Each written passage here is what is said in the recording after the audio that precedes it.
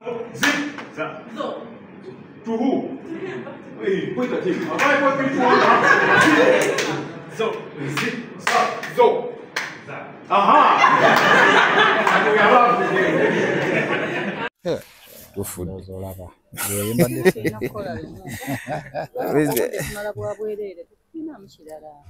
Mr. Rinaldi. Yes, sir. Yes, tuli mu workshop ya casting. Take us through casting. What's the agency? Okay. Amanya ndidoboozi nze Rinaldi Jamugisa. Nze Sekamwa wa Multichoice Uganda oba kibayita PR and Communications Manager. Olunaku olwaleero tuli mukola training yaba filmmaker oba yaba casting directors oba yaba producers. Training eno evudde ku research gwe tukoze omutonotono n'okusaba kuva mu filmmakers abamu kugamba nti beetaagamu skilling ne training mu bifo ebyenjawulo. Era kyekimu ku bintu bye tusiba tukola olaba nti tuleeta batuddeko wali kuba saagala ebyuma bya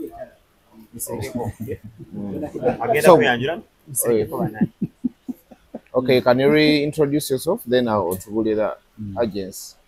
Alright, amanya n'eddoboozi nze Rinaldi Jamugisa. Nze Sekamwa wa Multichoice Uganda wa PR and Communications Manager. Olunaku olwaleero tumukola training oba okusomesa kw'aba filmmakers. Training eno evudde ku kunoonyereza kwe tukoze okutonotono ne kuva kuba filmmakers abamu abatusabye okulaba nti tuleetawo training ebayamba mu kye bayita casting for film.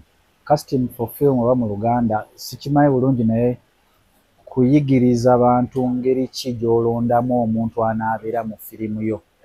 Kyomanya otya nti omusajja ono alina okuba nga alina envi nga wa myaka 65 nga mweru oba nga muddugavu oba nga alina ebirevu byenkana bwe biti.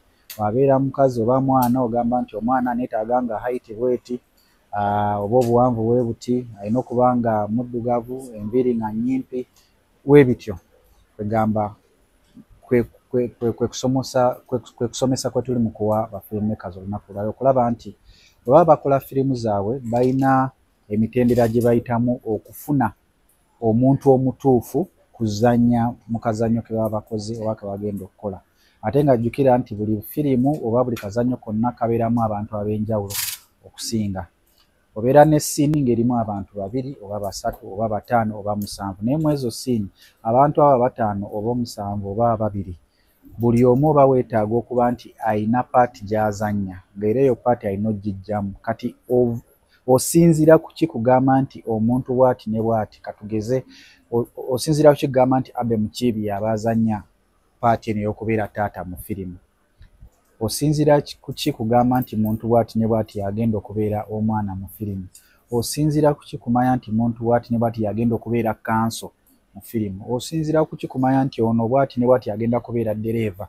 Kati bye bintu bye tuli mu kuyigiriza ba filmmaker basobole okumanya biki bye balina okutunuulira nga tebannaba kusalawo ani agenda okuzannya.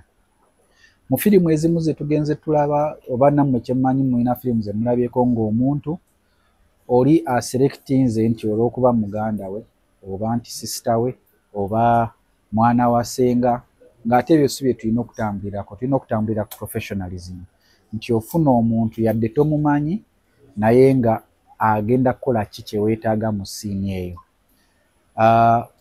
Omuntu avunaanyizibwa mu nsonga za firimu okufuna omuntu we bamuyita casting director. Casting director y'omuntu atambulatambula mu byalo, yatambulatambula mu bifo ebyenjawulo, mu bibuga ebyenjawulo okunoonyereza nti omuntu bw'ati ne bw'ati yayinza okutufunira ekintu kino. Era ebiseera ebisinga obeera ng'oli muzannyi wa firimu onoonyangayo ku ba casting directors n'omuwa erinnya lyo n'omuwa profile oluusi ne ukolayo ka video ke bayita ka monologue oba ka dialogue ng'omuntu kwasinzira okumanya nti ono alina capabilities bweziti ne bweziti. Wabula si ku muntu kuva eri n'agamba naye gundi kumanyi bulijjo nkulaba olina ebyokola jangu tulabe. Oluusi kiyinza obutakola kubanga firimu kyanjawulo ku kye bayita theatre play. Nti omuntu azannya mu theatre tekiri automatic nti aba asobola okukola ki mu firimu oba kuactinga mu firimu.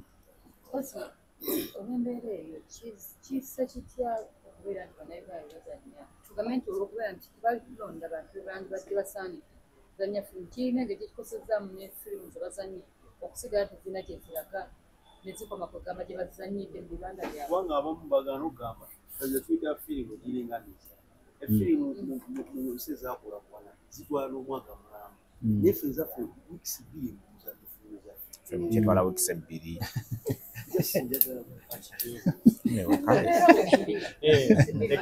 kati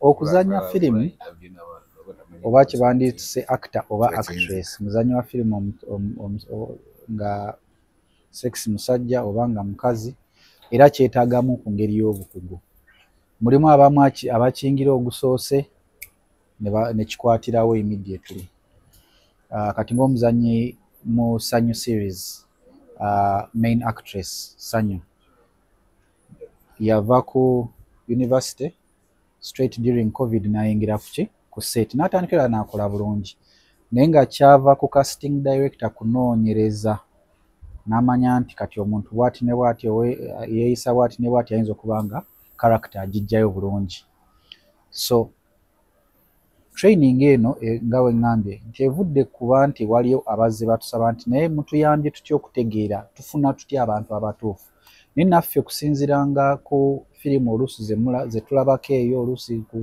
ku platform ez'enjawulo n'olaba nti waliwo akabulaabulamu naye ate mulimu abakimanyi obulungi era tulina ba casting directors bangi ab'enjawulo era nerewaleero omuntu atuwadde training eno Douglas what's Douglas' second name? Douglas Benda. Kasule.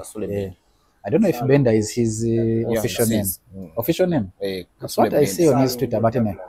Kati okay. So ne muno mu Uganda tulina ba casting directors ab'enjawulo era bakola ku sets zaffe ezimu ne ku sets endala ez'enjawulo. Kati ng'olwaleero trainings ba filmmakers bamuyita Kasule Douglas Benda Saalongo era nga naye mukugu mu area eno era waliyo n'abalala bangi. So tetwagala mubeere stack nga temumanyi kikyakukola. So y'ensonga lwaki tuleeta trainings zino industry esobole okukulaakulana. Ffe ogwaffe nga MultiChoice tulaba nti tuli mu industry eno tuliwo okulaba nti tugikulaakulanya era buli program yonna gye tukola tulaba nti twagala kugizimba.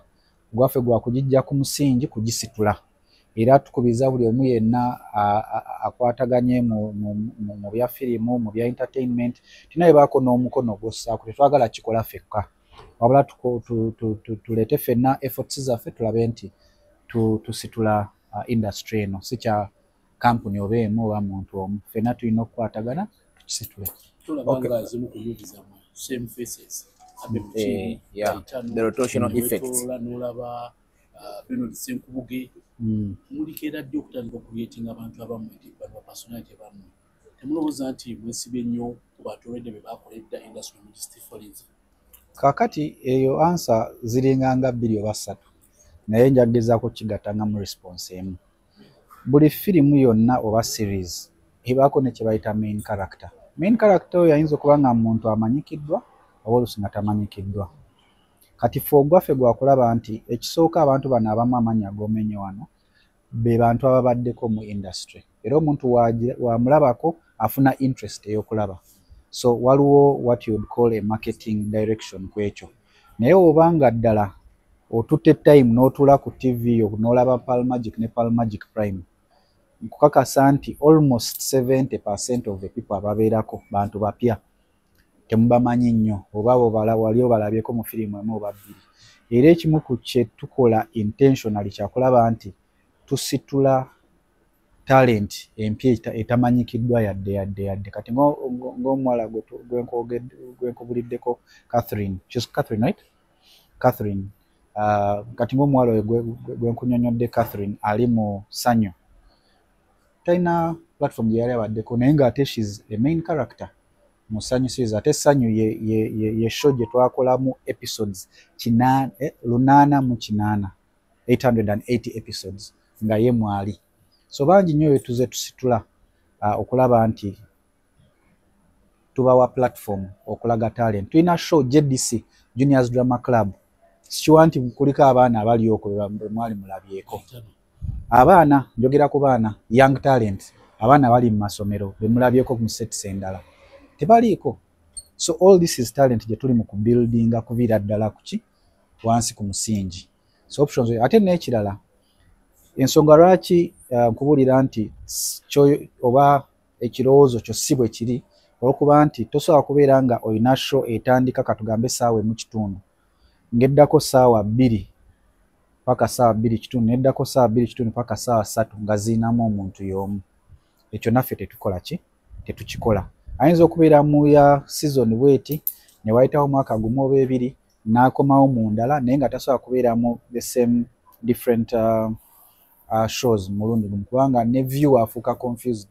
Yes title yo naye wabanga azze nga tategedde n'alaba bbe mukibi abaddemu esoosa ate ali mu yookubiri naye abeera confused. So tuli very intentional nti ekyo kyoyogera si bwe kiri wabula they feature in different shows naye sigamba nti babeera mu buli emu yonna.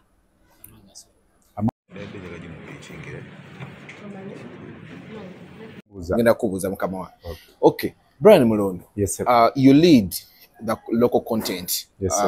at Mount Choice. Yes, sir. Yes, why do we see, is it a failure eri mu marketing gaba cast directors okuba nti no tufuna rotational actors every time not only nti no ku platforms ezammwe nene wala ogenda okulaba nti azanye ku platform yammwe yazanye ku platform endala yazanye platform and we don't see introducing new characters wabaayo aboomu in a space of years.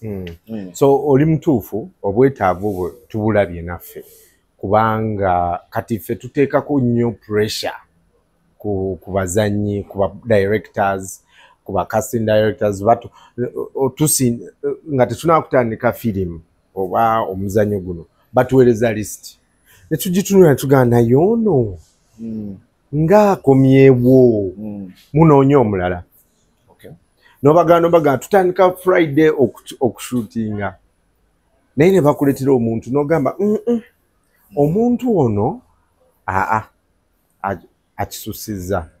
So lwakuba tulabye ekizibu ekyo kyobola tutaddewo okubangulwa kuno tuyise ba producers ne tubagamba bannange the truth is nti omulimu gwa casting munene muzibu ate a casting director olina okusooka okutunula mu firimu eziriwo oba series eziri ku TV n'ogamba naye ono we naamuleeta muno ate ng'ali ne mweri tewabeerewo confusion ya audience.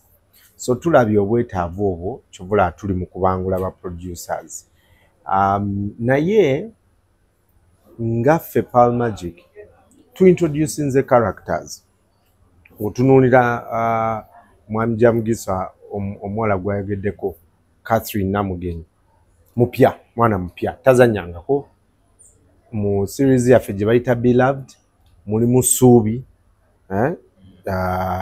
Kirabo Faith Kirabo naye tazanyangako tuleeta abantu bano waliwo n'abalala betuleeta yes ng'amanyikiddwa naye akolako episode nga 2 n'agenda abazungu bakiyita cameo ndowooza nojja ne weezanyanga gwe n'oyitawo tetukulwisaawo nnyo naye wootunuulira for example Nana Kaga abadde mu Damali season 2 azannye nga Ife yasemba kuzannya emyaka 3 emabega mu series gye bali bayita Prestige so twamuwummuzaamu okitegeera n'akomawo okumala nga wayisewo emyaka esatu kati ate n'ekirala kyenjagala okubuulira bakasitoma abantu bano mubalabya kubanga bajjidde mu series ezibadde ku Pearl Magic kati mubalaba nti basereebu naye efe abakuzizza actually. So wotunuulira abaana abazanya mu ssanyu kati bali mu muzanyo guli ku NTV baguyita Prefects.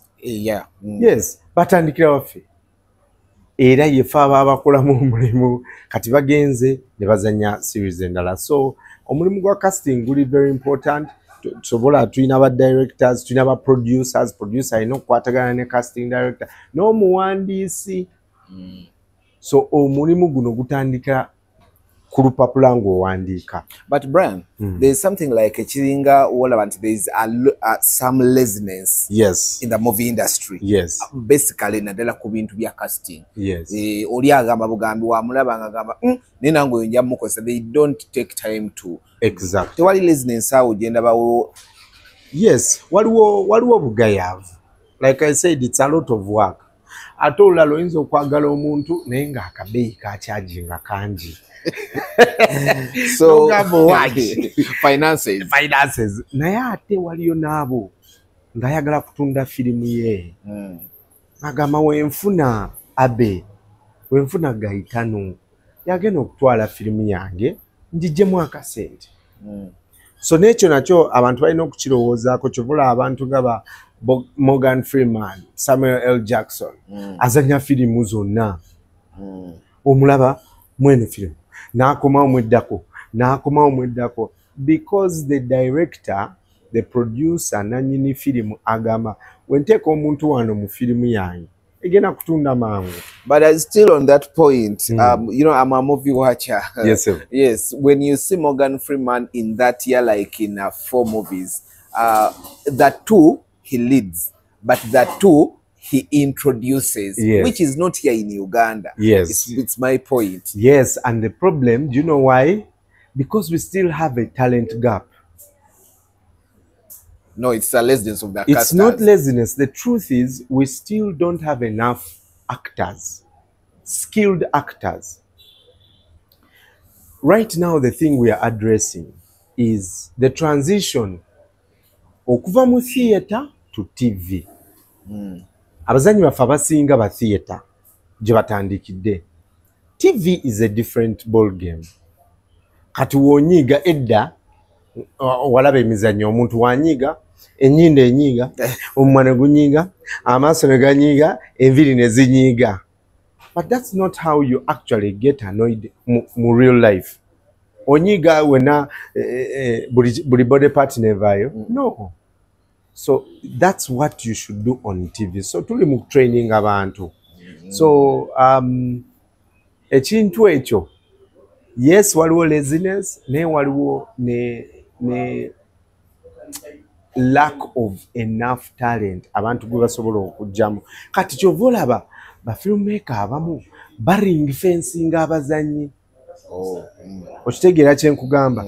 N'agamba nti nze nkola firimu zange be bano abazanyi bange mbasasula musaala, tebalina kubeera wantu wonna.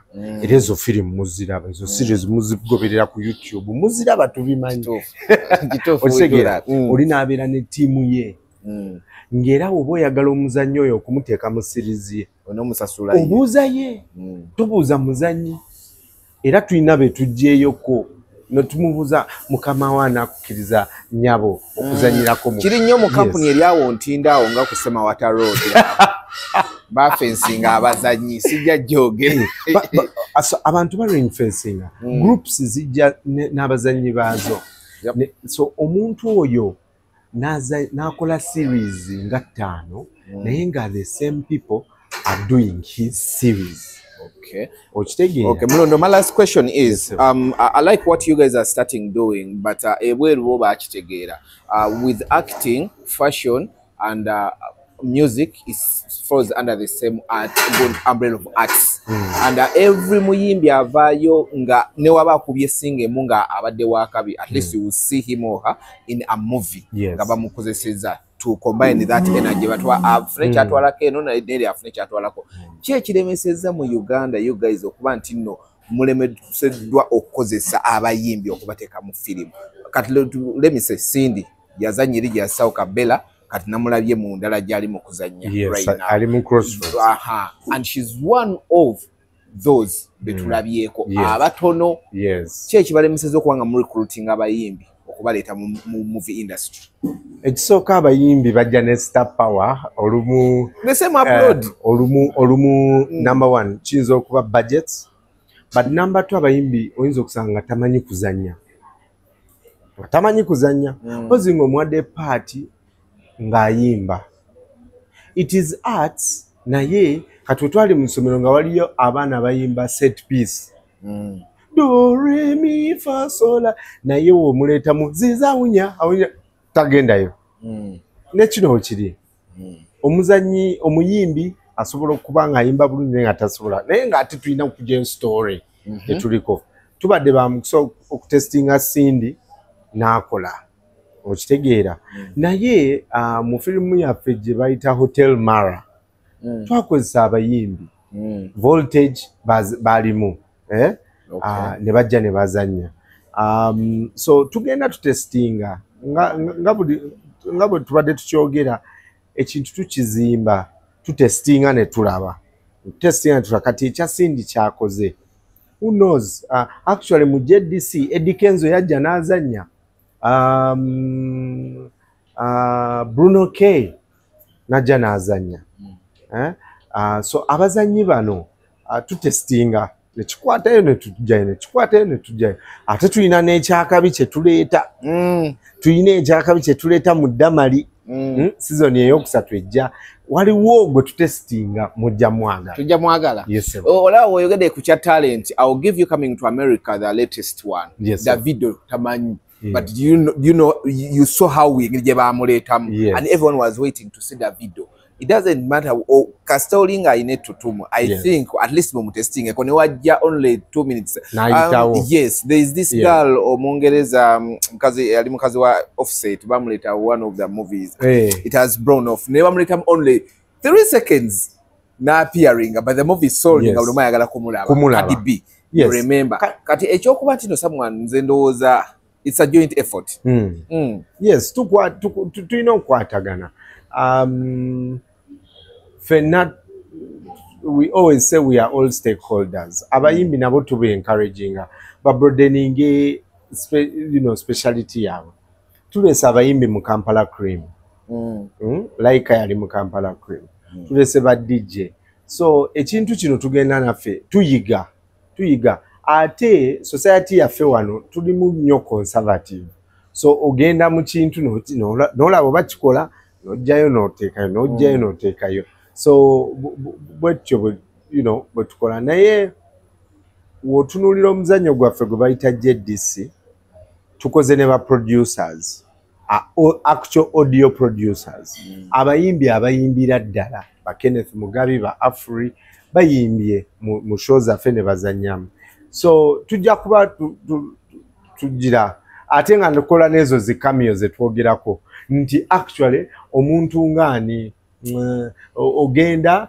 noyita se Hassan Kasinje najja n'azanyira ddala ng'omusirikale yes okitegeera ne yeezanya paati ye we've seen that on Seven Sigo yali aflying agundi bamuleta n'azanyira ddala okakana nga bivuddemu ali mu movie so mwalaba Jill Mande we yazanya nga still musomesa ngera musomesa so ebintu bino tugenda tubitestinga fe twagala abantu batubelieving believe in us watch us give us feedback era omusomo gwa leero it is because of feedback we've got wanga abantu batugenda ne muddamu nnyo abazanyi so ne tugaba producer mujje ne tubatereza okay thank you very much you understand when I go those problems are what made me start the company, which was basically more focused on I know our problems and I want to be part of the solution creators.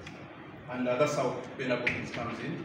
I've done acting coaching, I've done private tutoring, I've done casting and booking of actors of different levels.